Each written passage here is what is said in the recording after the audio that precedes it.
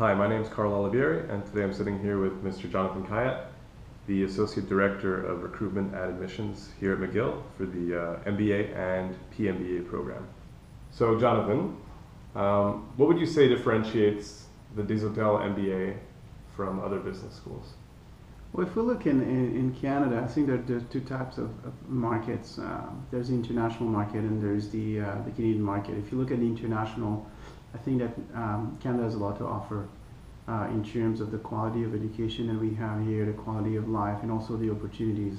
Canada is one of the only countries in the world right now who offers post-degree possibility of working for international students. That really allows us to bring top quality students into the program. On the Canadian market, I would say the main advantage of the MBA at McGill, I think, is the curriculum, the integrated management that we teach here at McGill, as well as the size of the program.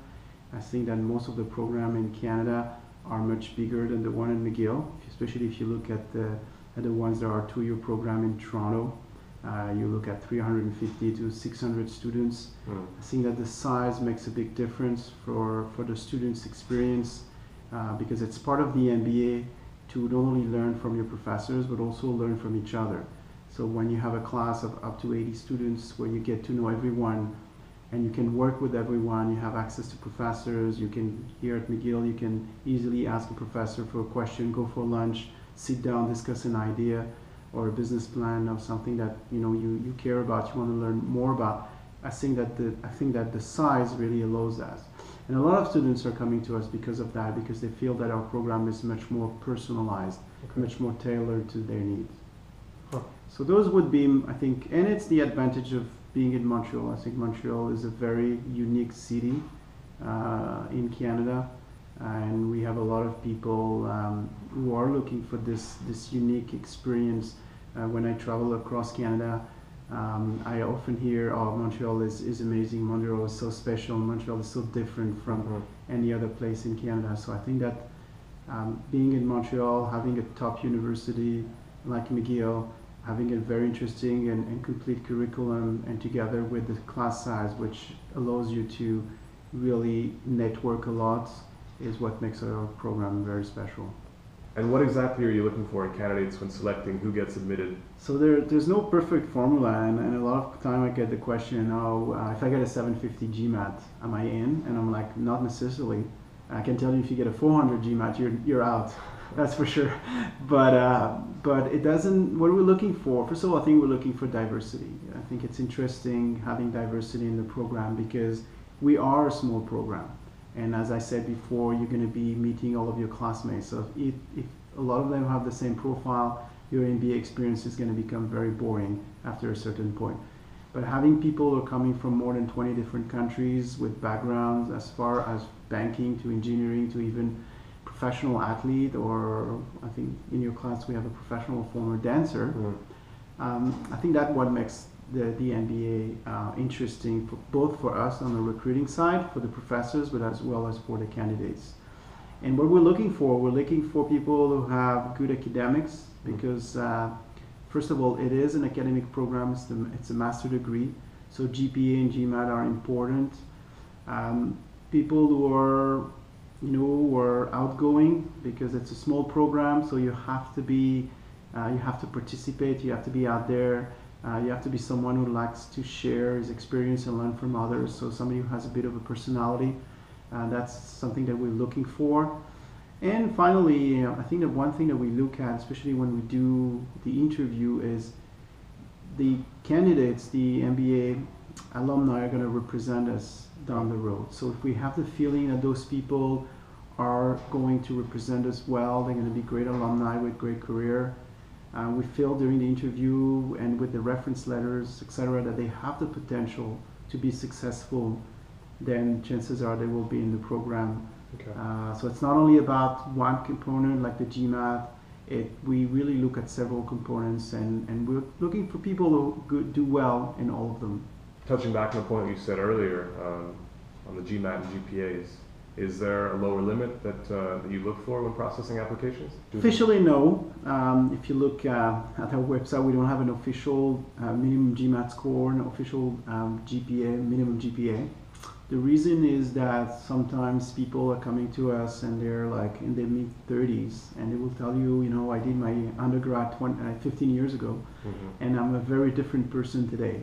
And that's acceptable. Sometimes we have people who are taking the GMAT and are struggling with the GMAT because it's one test, it's 4 hours, so it might not reflect all, you know, somebody's personality, somebody's potential.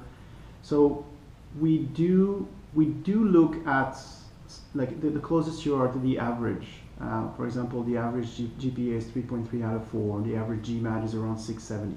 So the closest you are to the average, that would make it easier for you to get accepted. But it doesn't mean that if you have a lower GPA or lower GMAT, you're not going to make it to the program. I think that talking about the GMAT is important. It's not that schools are obsessed with the GMAT. We hear that a lot of time. It's just because we have people coming from so many different countries. The grading system is different. Can you know, when somebody graduates from Harvard and somebody graduates from a university that we don't really know with the same GPA, can we look at them in the same way? Now the GMAT is the same exam for everybody, whether you take it in Pakistan or Peru or Canada or France, it's the same exact exam. So it gives us a little bit of, you're kind of comparing apple to apple. Now for the GPA, it's also important because a GPA shows how you can perform in a longer time, like it's a 4-year degree that you've been doing for your undergrad. So since it is an academic program, we have to make sure that you're serious about it and you want to take it seriously, because I often said getting into the MBA program at McGill, as hard as it looks, it's actually the easiest part. Right. It gets harder when you're actually entering the program. I can contest to that. Yeah, and I think you know about that. So it's important to have a good GPA, it's important to have a good GMAT. Now, there's nothing you can do about your GPA because it happened in the past. So if you think that your GPA is not reflecting of your potential, then try to get a better GMAT score. Try to ace the GMAT and say, okay, my GPA is not reflective of my capabilities, but I did well on the GMAT. And sometimes when people don't have a great GMAT score, I would still suggest that they apply, because they might have extraordinary life experiences, they might have great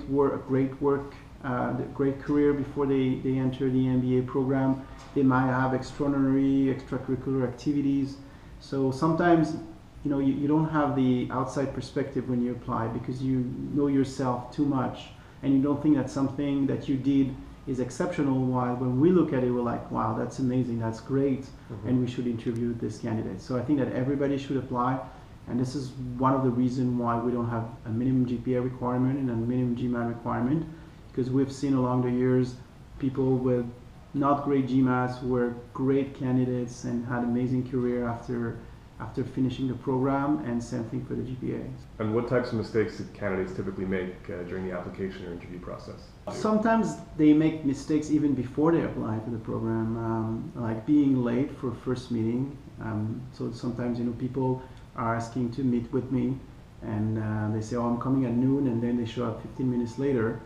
That's not a good sign, because we're the first screening for your future career. So if you show up to the first meeting 15 minutes late, nothing is telling me that you're not going to do that for your first interview, you know, after graduation or even for an internship. So you have to act professionally from the moment you contact the business school. In the email that people send, avoid, you know, like ma'am, you, the letter U, or, you know, always send a professional email, dear Jonathan or dear Carl, my name is, you know, don't try to, you're not sending a text message to a friend, you're sending an email to a business school that may change your life, I mean your career, if you get accepted to the program. So from the moment you contact the school, you have to be professional. And I think people forget sometimes that, I know they're contacting several schools, and but it's not an excuse. You have to be professional. Mhm. So there's that. Also treat everyone you get in contact in the MBA program the same way. It's not because I sit on the admission committee and I have my word that the secretary or somebody at the front desk is not somebody who is important. And sometimes if we hear that someone has been rude on the phone or arrogant in an email to the front desk person, then we take that into consideration and we add it to the final. When we make our final decision, we'll also take that into consideration. That's also important. And common mistakes is that people apply to several schools and then they copy paste everything, and sometimes they don't change the name of the school in the essays. We're not naive. We know that you're going to apply to several schools, and you should apply to several schools, but you have to show that you're professional and you have to dedicate time to each one of the schools. So you rather apply to 3 schools but do it properly than just applying to 15 schools and just doing copy paste all the time, because you're going to make mistakes. What sorts of things do you think could help a candidate's profile stand out in the whole process? There are some components that are just on paper, which is the GPA and the GMAT. There's not a lot you can do about it except retaking the test. I think that what can make you stand out is where you become different, in my opinion, is the essays and the interview, if you get to the interview stage. I think that there's this, people believe sometimes that because we get hundreds of applications that we don't have the time to read the essays, or we don't, we're not interested in reading the essays, which is completely untrue, because we do take the time. But we feel that the essays are telling us a little bit about who you are as a person. Sometimes the question that we ask at the essays are, tell us about one success, tell us about one failure. In the essay, we're looking for people who are, if you get the feeling that they work with a consultant who told them this is what you have to write, it's not a good sign. We want people to write their own story. We want people to be genuine in their essays, so that's very important.